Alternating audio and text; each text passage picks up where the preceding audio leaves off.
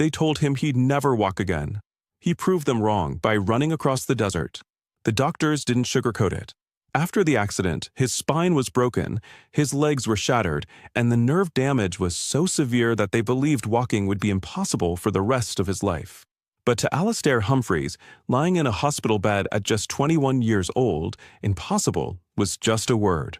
It had all started months earlier when his small expedition vehicle rolled violently during a remote crossing in Namibia. Trapped inside, he felt the weight of the metal crushing his lower body. Rescue came hours later, but the verdict was devastating. Paralysis was almost certain. The first months after surgery were torture, learning to sit, to balance, to even think about standing without collapsing. But pain, to him, was just a reminder he was still alive. Every day in rehab, he pushed himself harder, clinging to the faintest flickers of sensation in his legs.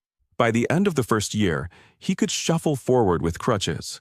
By the second, he could walk, halting and uneven, but upright.